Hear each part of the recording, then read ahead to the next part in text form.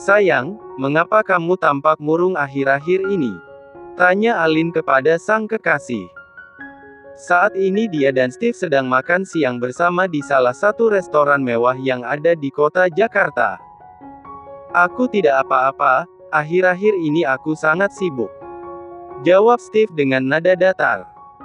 Dia sangat tidak menikmati makan siangnya. Akhir-akhir ini Steve memilih untuk menghindari pertemuan dengan Alin. Dia sangat malas untuk bertemu dengan wanita itu, karena baginya Alin hanyalah pelampiasan hasratnya saja jika dia sedang merindukan Sadrina. Lagi pula dia bukan orang yang pertama kali menyentuh tubuh Alin. Alin sering melakukannya bersama dengan mantan kekasihnya, sehingga Steve sama sekali tidak perlu merasa bersalah. Padahal aku sangat ingin sekali setiap malam bertemu dengan kamu, dan kita bisa melepaskan kerinduan kita tiap malam.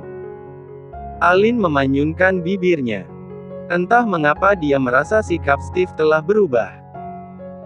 Steve masih berusaha untuk bersikap baik kepada Alin, jangan sampai dia membuat wanita itu kecewa, karena dia ingin pura-pura patuh kepada sang ayah tiri, bahwa dia benar-benar menerima perjodohannya dengan Alin.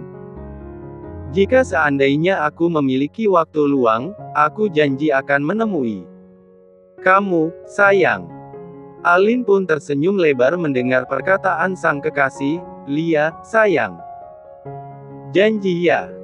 Steve pura-pura tersenyum, dia menganggukkan kepalanya. Padahal sebenarnya dia sangat malas untuk bertemu dengan Alin. Saat ini hatinya sangat tersiksa, walaupun dia mencurigai bahwa pernikahan Andra dan Sadrina hanyalah sandiwara. Tapi dia tahu bahwa Andra adalah seorang Casanova. Bagaimana kalau Andra nekat meniduri Sadrina? Walaupun Sadrina tidak masuk ke dalam kriteria wanita yang Andra inginkan, tapi Sadrina memiliki paras wajah yang sangat cantik, yang mampu membuat pria terpesona, termasuk dirinya. Bukan hanya itu saja, Sadrina juga adalah wanita yang sangat menggemaskan dan selalu bersikap ceria. Pria mana yang bisa tahan jika tinggal serumah dengan wanita seperti itu? Setelah mengantarkan Alin ke kantornya, kini Steve sedang termenung di basemen. Dia menyadarkan punggungnya ke kursi kemudi, membuang nafas dengan berat. Sungguh dia sangat menyesal, seharusnya dulu dia menyatakan perasaannya kepada Sadrina. Seharusnya dia berani memperjuangkan cintanya, dan menjalani hubungan dengannya dengan Sadrina secara diam-diam sampai dia bisa menguasai perusahaan Struik. Steve pikir dia mampu membuang perasaannya kepada Sadrina dan bisa hidup tanpa wanita itu.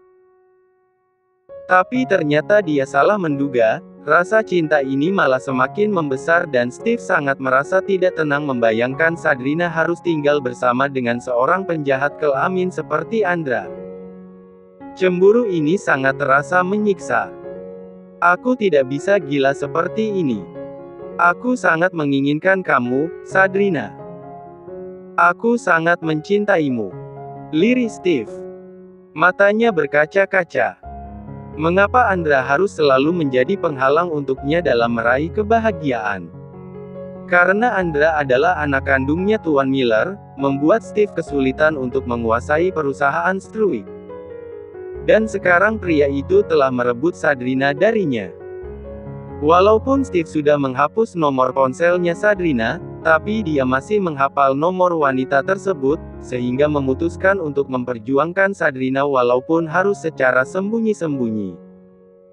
Steve segera mengirim pesan kepada Sadrina. Sadrina, maafkan aku terlambat memahami perasaanku. Saat ini hatiku sangat merasakan sakit, karena kamu telah menjadi miliknya Andra. Aku sangat mencintaimu, Sadrina. Aku ingin bertemu denganmu di tempat lain. Setelah Farel dan Renata pulang, Sadrina sepertinya sengaja menghindari Andra, sampai dia mengurung diri di kamarnya. Kamar adalah tempat yang paling aman untuknya. Dia takut Andra menerkamnya.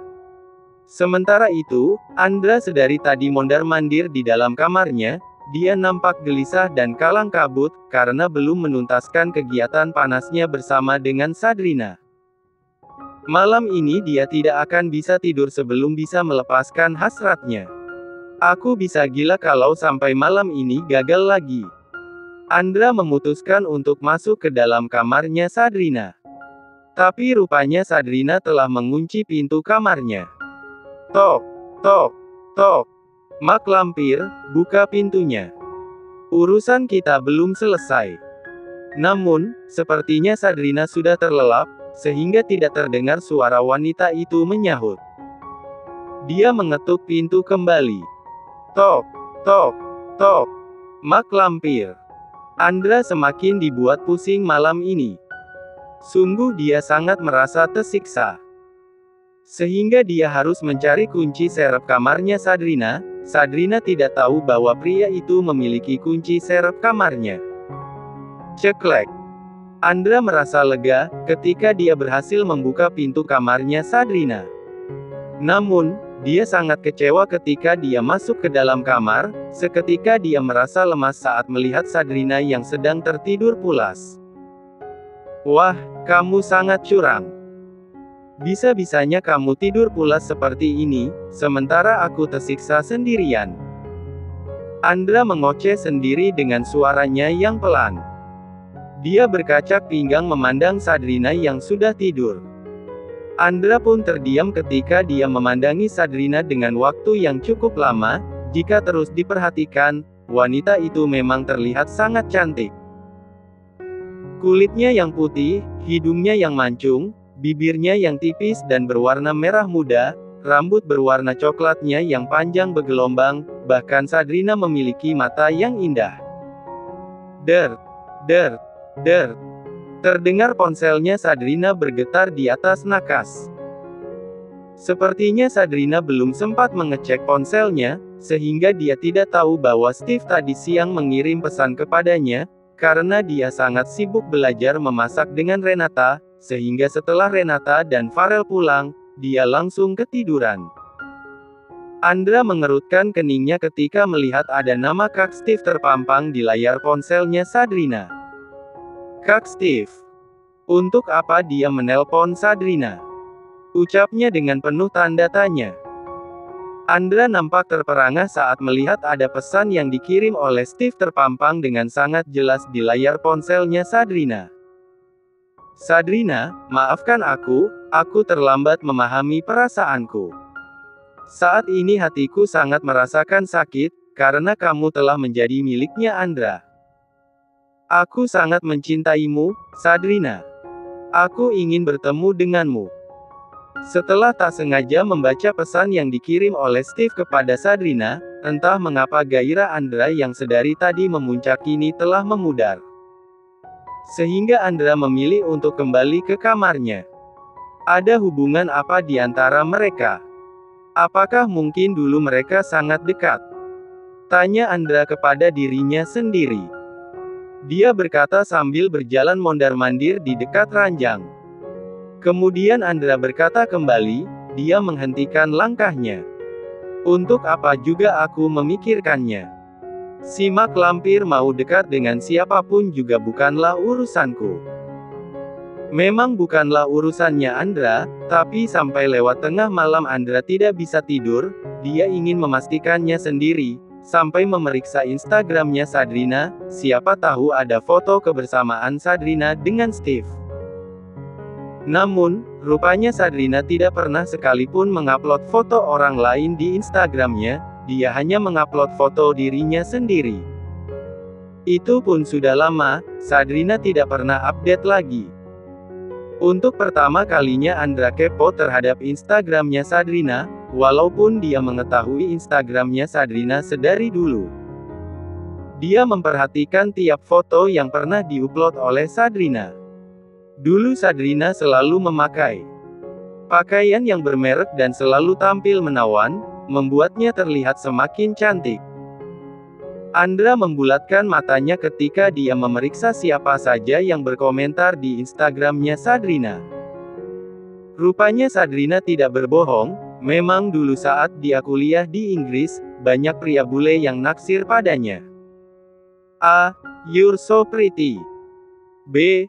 How are you so wonderful? C. You take my breath away. D. Sabrina, you look like an angel. Andra pun tertawa kecil, hahaha. Apakah mata para bule itu pada rabun? Sungguh dia merasakan heran, mengapa banyak pria yang menyukai musuh bebuyutannya itu. Padahal menurut Andra, sama sekali tidak ada yang menarik di diri Sabrina. Dulu Sabrina dijual oleh seorang rentenir kepada seorang mucikari, kemudian Andra lah yang membeli Sabrina dari mucikari tersebut, Tuan. Lapor Leon. Karena dia perintahkan oleh Steve untuk menyelidiki mengapa Sabrina dan Andra bisa tinggal satu rumah sebelum mereka menikah. Sid.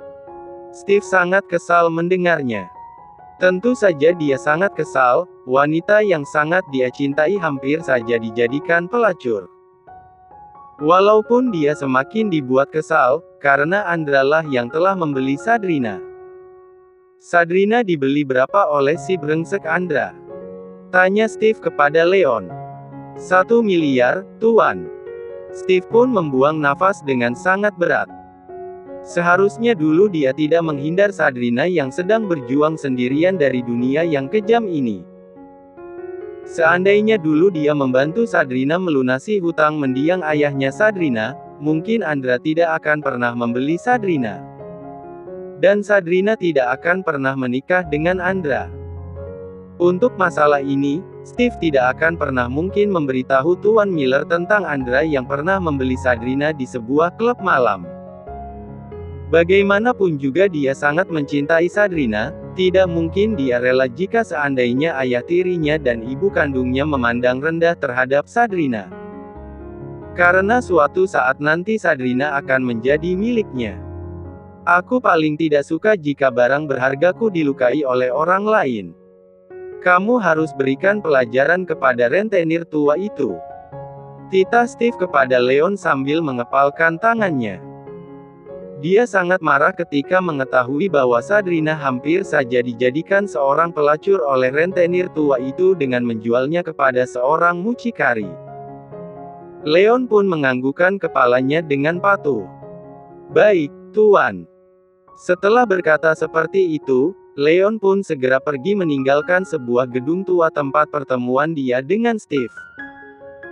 Steve terdiam, lama sekali dia termenung. Mungkin sangat menyakitkan ketika dia dan ibunya harus hidup miskin dan banyak orang yang menghina mereka. Sementara sang ayah malah pergi meninggalkan mereka. Sehingga dia sangat terobsesi ingin menjadi orang kaya dan memiliki kekuasaan, bahkan dia ingin memiliki apapun yang dia inginkan. Agar tidak ada yang merendahkannya lagi. Steve ingin menelpon Sabrina kembali, karena wanita itu belum juga membalas pesan darinya. Akan tetapi dia mengerutkan keningnya ketika mendengar ponselnya berdering, rupanya ada telepon dari seseorang bernama Thea.